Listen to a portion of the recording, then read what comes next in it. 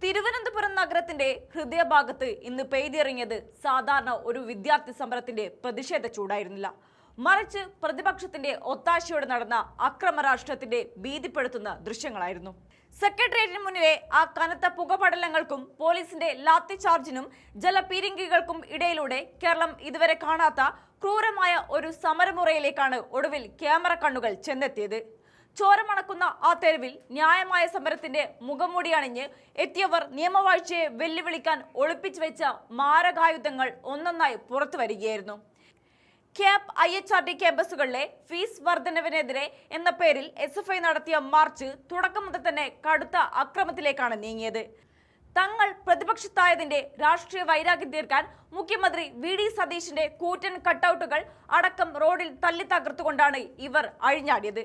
ക്രമസമാധാനം തകർക്കാൻ ശ്രമിച്ച അക്രമികൾക്ക് നേരെ പോലീസിന്റെ ജലപീരങ്കികൾ 3 തവണ പ്രയോഗിച്ചിട്ടും പിരിഞ്ഞു പോകാൻ കൂട്ടാക്കാതെ പോലീസിനെ നേരിടാൻ വിദ്യാർത്ഥികൾ തുനിഞ്ഞതോടെയാണ് രംഗം ശാന്തമാക്കാൻ പോലീസ് ലാത്തി വീശിയത്. ഉന്തും തള്ളും ചിതറിയോടലുമായി ആകെ യുദ്ധക്കളമായി മാറി തിരുവനന്തപുരം നഗരം. എന്നാൽ ഈ അടിപിടിയെല്ലാം കഴിഞ്ഞ് പുകയടങ്ങിയപ്പോഴാണ് ജനാധിപത്യ കേരളത്തെ ആകെ ഞെട്ടിച്ച ആ അക്രമ ദൃശ്യം പുറത്തു വന്നത്. സാധാരണ കല്ലും വടിയുമൊക്കെ കാണാറുള്ള സമരവേദിയിൽ ഇന്ന് റോഡിന്റെ പല ഭാഗങ്ങളിലായി ചിതറിക്കിടക്കുന്നത് 100 കണക്കിന് മൂർച്ചയേറിയ ബ്ലേഡുകളായിരുന്നു. അതും 1-2 ഇടങ്ങളിലല്ല, 4-5ലധികം കേന്ദ്രങ്ങളിലാണ് ഈ ബ്ലേഡുകൾ ചിതറിത്തെറിച്ചു കിടക്കുന്നത് മാധ്യമങ്ങൾ കണ്ടെത്തിയത്. ഡ്യൂട്ടിയിലുണ്ടായിരുന്ന പോലീസുകാരെ ലക്ഷ്യമിട്ട് അവരെ വെട്ടിപ്പരിക്കേൽപ്പിക്കാൻ SFI പ്രവർത്തകർ ആസൂത്രിതമായി കരുതിക്കൂട്ടിക്കൊണ്ടുവന്ന സമരായുധങ്ങളാണ് ഈ ബ്ലേഡുകൾ എന്നാണ് പോലീസ് ഗുരുതരമായി ആരോപിക്കുന്നത്. സംഘർഷത്തിനിടയിൽ ഡ്യൂട്ടിയിലുണ്ടായിരുന്ന ചില പോലീസുകാരുടെ കൈകൾക്ക് മുറിവേറ്റിട്ടുമുണ്ട്.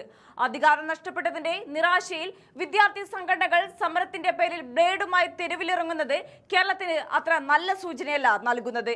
എന്നാൽ ഈ കടുത്ത നിയമലംഘനത്തെയും അക്രമത്തെയും രാഷ്ട്രീയമായി പ്രതിരോധിക്കാൻ പ്രതിപക്ഷ നേതാക്കൾ നടത്തുന്ന നാടകങ്ങളാണ് ഇപ്പോൾ കൂടുതൽ പരിതാപകരമായി മാറുന്നത്. സ്വന്തം പാർട്ടിയിലെ വിദ്യാർത്ഥി സംഘടന തെരുവിൽ കാട്ടിക്കൂട്ടിയ ഈ ക്രൂരതയെ അപലപിക്കുന്നതിന് പകരം മുൻ മന്ത്രി മുഹമ്മദ് റിയാസ് ഉൾപ്പെടെയുള്ള പ്രതിപക്ഷ നേതാക്കൾ പോലീസ് നേരെ വിരൽ ചൂണ്ടി രക്ഷപ്പെടാനാണ് ശ്രമിക്കുന്നത്. വിദ്യാർത്ഥികളെ കള്ളക്കേസിൽ കൊടുക്കാൻ പോലീസ് തന്നെ കൊണ്ടുവന്നിട്ടതാണ് ഈ ബ്ലേഡുകൾ എന്ന അസംബന്ധ ആരോപണമാണ് ഇവർ ഉന്നയിക്കുന്നത്. തങ്ങൾ മുൻപ് ഭരിച്ചപ്പോൾ കാണിച്ച ആഭ്യന്തര പരാജയങ്ങൾ മറച്ചുവെക്കാനും പോലീസിന്റെ വീര്യം കെടുത്താനും പ്രതിപക്ഷത്തിരുന്ന് ഒരു മുൻ മന്ത്രി തന്നെ ഇത്തരത്തിൽ തരംതാണ ആരോപണങ്ങളുമായി രംഗത്തിറങ്ങുന്നത് എത്രത്തോളം വിരോധാഭാസമാണ്. ഒരു വിദ്യാർത്ഥി സമരം എങ്ങനെയാണ് ബ്ലേഡുകൾ നിറഞ്ഞ ഒരു ക്രൈം സീനായി മാറിയത്?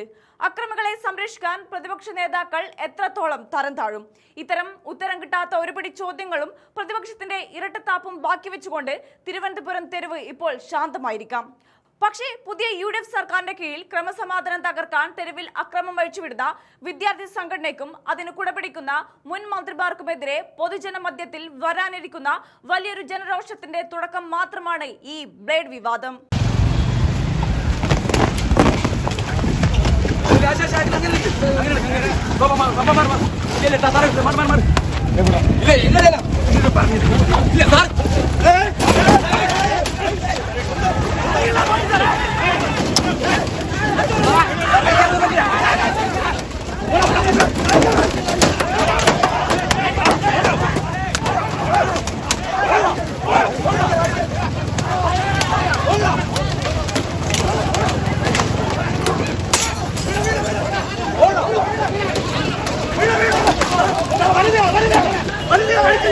What is it?